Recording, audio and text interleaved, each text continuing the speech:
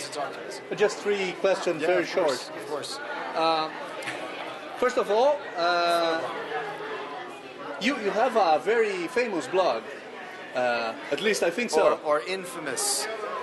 Well, which has a slightly different connotation. Yeah. But how did you get into this industry?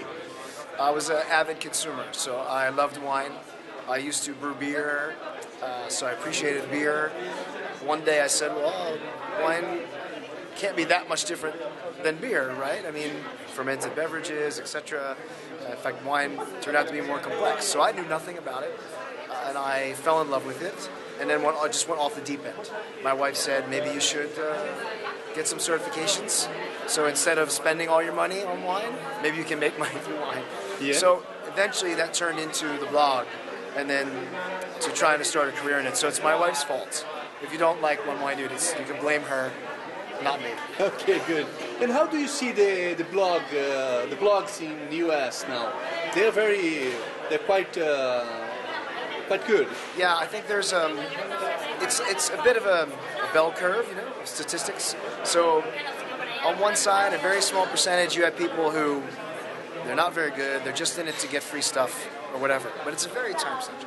On the far other side, you have a very small percentage who are getting very well known or have some influence. And in the middle is avid consumers. And I think we tend to mix, or we tend to not mix them for some reason when we talk about blogs in the U.S. And I'm always reminding people, look, wine blog, a wine blogger, and a consumer are not different. They're almost always the same person. They're just really avid. They're just really happy about wine. They want to share it. They want to share that love. So I think blogging, I'm for any kind of blogs. Good ones, bad ones. They can write, they can't write. Who cares? Because most of those people are not aspiring to be have influence or anything like that. They're just doing it to share that love. So as far as I'm concerned, it's healthier the more blogs we have and the more community that we have. So anybody says, oh, it's confusing because you don't know the best blogs. I mean, it doesn't take you that long to figure out where the tippy top is on that side, the ones who are actually gaining influence.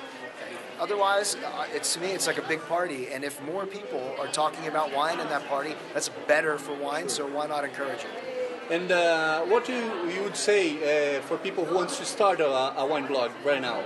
2 things. One, do it, okay? So don't worry, don't listen to people say, but it only matters if it's really good writing or really good photos or whatever. If you want to share, just share.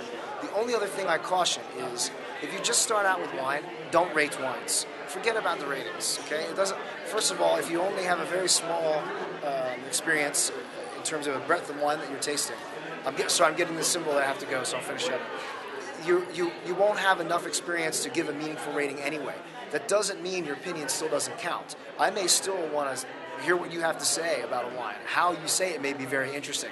Just don't give it, an A or a B or 92 points or whatever. Because first, the rating, I hate rating wine, okay? And I've been doing it for a long time now.